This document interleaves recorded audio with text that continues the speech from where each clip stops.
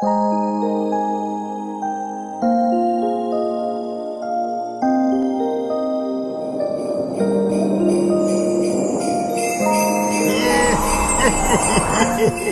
à tous et bonjour à toutes, bienvenue dans cette guidance de l'Avent du 23 décembre. Nous avons presque fini notre cheminement vers les fêtes de Noël et nous allons aller pour aujourd'hui avec les maîtres ascensionnés. Et oui, visiblement ils ont un message à vous transmettre. D'ailleurs quand je vous dis ça j'ai plein de frissons, donc je pense qu'ils sont au taquet. Ils ont vraiment hâte de vous délivrer le message. Donc il y a peut-être un ou deux messages des maîtres ascensionnés. En tout cas il semble que ces messages ont l'air d'être assez importants, je le ressens. Donc on va aller voir un petit peu quel est ce message ou quels sont ces messages pour vous. Alors quel est le message, s'il vous plaît, les maîtres ascensionnés, nous vous écoutons pour ce message de l'Avent du 23 décembre, pour tous ceux qui regardent cette vidéo et toutes celles qui regardent cette vidéo, quel est votre message? Qui a un message aussi à nous transmettre? Ça fait peut-être beaucoup quand même, hein. J'en prends que 2 maxi.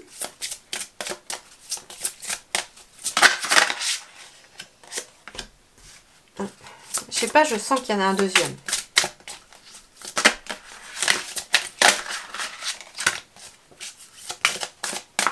Celle-ci.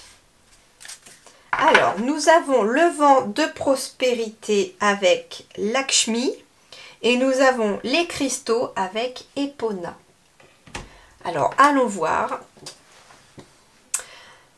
Allons voir. Bon, alors, déjà, le premier message, bon, il peut être question, en effet, d'un vent de prospérité qui va souffler, là, sur nos vies, sur notre existence, grâce à cette maître ascensionnée. J'entends là le mot abondance aussi, là, avec vent de prospérité, abondance, chance, c'est ce qui s'offre à nous ici aussi. Et avec les cristaux, tout simplement, tout ce qui peut être les cristaux, ça peut aussi être utile pour nos énergies éventuellement. Ça peut être un cristal, porter un cristal ou avoir un cristal sur soi qui attire la chance et l'abondance. Je pense notamment au jade vert. Je sais pas, c'est la pierre qui me vient. On me parle du jade. Le jade est une pierre verte et qui symbolise l'abondance et la chance aussi dans sa vie. Donc ça peut être une idée. Si je vous le transmets, c'est que ça peut être utile à quelqu'un. Il peut être question que quelqu'un aussi a envie de se lancer éventuellement dans un projet en lien avec les cristaux. Je ne sais pas pourquoi, mais ça peut être ça. On vous dit pour cette personne-là que, en effet, ça vous fera souffler un vent de prospérité sur vous. C'est ok, visiblement.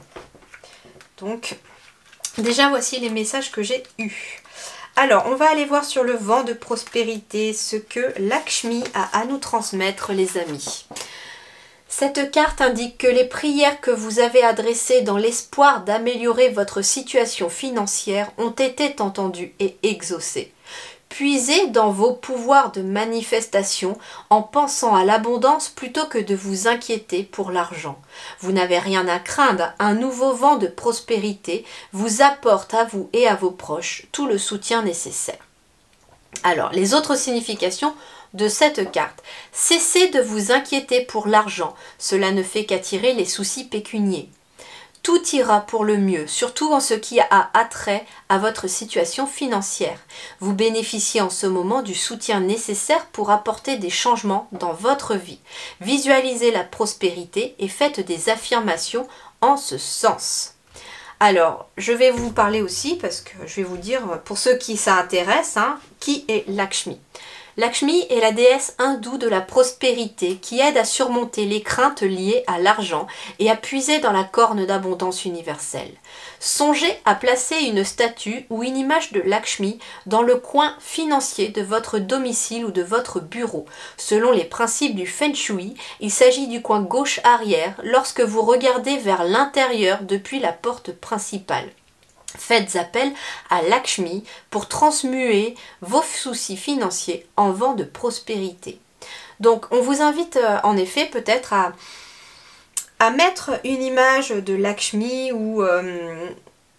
alors moi j'entends que pas que de Lakshmi, ça peut être pour vous aussi. Alors justement j'ai un petit peu étudié le Feng Shui pour aménager justement les énergies de mon propre domicile. Et il faut savoir que, alors certes, ça peut vous aider hein, de mettre sa photo à se mettre ascensionné dans ce côté-là, mais vous pouvez aussi mettre une image de ce qui, pour vous, symbolise l'abondance financière, la réussite matérielle et financière.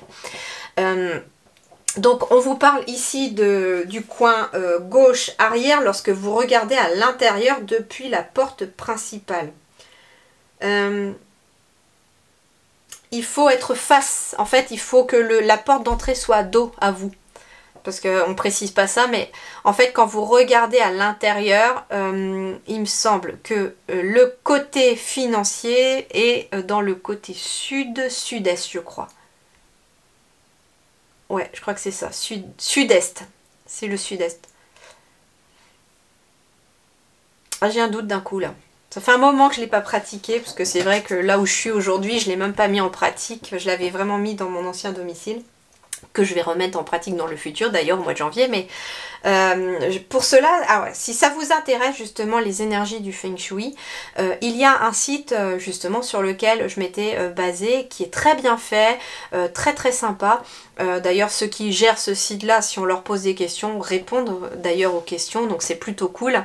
Il s'agit en fait du Feng Shui facile. Alors je crois que quand vous tapez Feng Shui facile sur la barre de recherche, c'est un des premiers sites. Je le mettrai si vous voulez, peut-être en lien, en barre d'informations si ça vous intéresse. Je le mettrai, comme ça vous pourrez y aller. Il est très simple d'explication et on peut harmoniser son domicile d'ailleurs en fonction des énergies. Et pour voir où est exactement le coin de la prospérité dans votre domicile, vous pourrez tout à fait aller voir cela. Alors ensuite nous avons les cristaux. Alors les cristaux,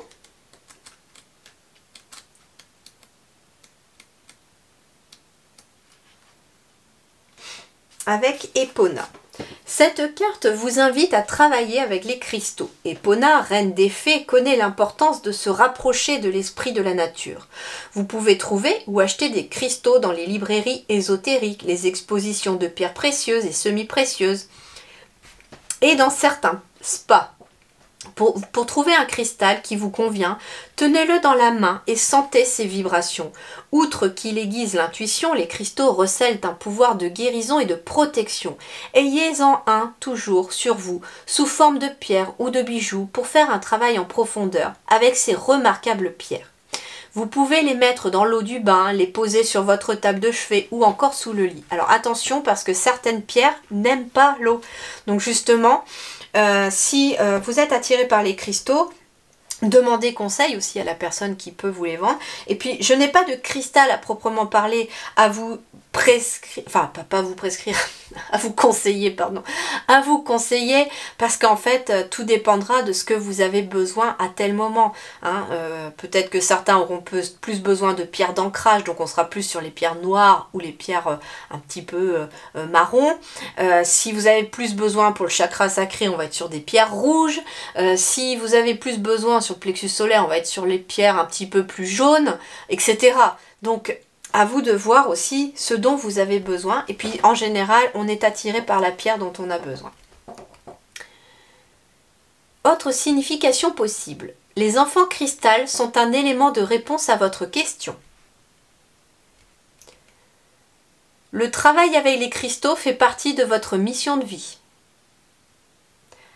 Vous entretenez un lien privilégié avec le royaume des élémentales, constitué entre autres des fées et des cristaux.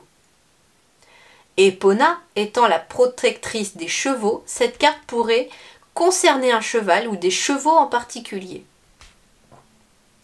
La déesse Epona, reine des fées, veille et règne sur le royaume des chevaux. Les Romains et les Celtes lui ont érigé des temples à une époque où les chevaux faisaient partie de la vie quotidienne. Epona est aussi protectrice de l'environnement et des esprits de la nature. Vous pouvez lui demander son aide pour tout ce qui touche aux chevaux ou encore pour communier avec la nature, les fées, les cristaux ou l'environnement. Donc en fait, c'est intéressant parce que finalement, on vous dit aussi que la prospérité, l'abondance réside peut-être aussi dans votre connexion à la nature. C'est aussi le message. Et puis comme on nous parle d'une fée, j'ai bien envie d'aller tirer un petit tarot des fées. Tiens, Allez, demandons un petit tarot des fées. Quel est le message complémentaire? L'As de l'hiver. Ne soyez pas découragés par les défis sur le chemin. Il est important de communiquer clairement et avec précision de nouvelles idées étonnantes qui devraient se présenter. Et derrière, on a événement ou changement soudain. Donc, en effet, on est un petit peu dans la cogitation. Ici, finalement, l'As de l'hiver, c'est un petit peu l'As d'épée. C'est l'As d'épée, en fait. Et on vous dit avec l'As d'épée, quelque part, qu'on est sur un début de quelque chose. Donc, ça peut être une idée. Ça peut être une nouvelle idée qui arrive. Une nouvelle idée de projet, hein, peut-être en lien avec les cristaux ou les chevaux, pourquoi pas. Alors c'est étonnant parce que je vois aussi une licorne, donc on est un petit peu sur le monde féerique, fantastique, donc peut-être que il y a des nouvelles idées aussi en lien peut-être avec votre imagination. Il y a un nouveau projet qui est en train d'émerger, qui est en train d'imaginer. Alors justement, peut-être que un des cristaux qui pourra vous aider, c'est un cristal qui va vous permettre de stimuler votre imagination. Alors je ne sais pas pourquoi j'entends le mot pyrite, ça peut être le cas. Donc ça peut vous stimuler, ça peut vous aider en tout cas à activer certaines choses, certaines énergies en vous. Et on me parle en effet d'une nouvelle idée qui émerge, qui va peut-être aboutir, mais qui amène un vent de prospérité. Ce sont des bonnes idées que nous allons avoir, que vous allez avoir également pour cette journée et les journées qui suivent. Voilà, voici votre guidance donc du 23 décembre et je vous retrouve très vite pour la guidance du 24. À demain, merci beaucoup.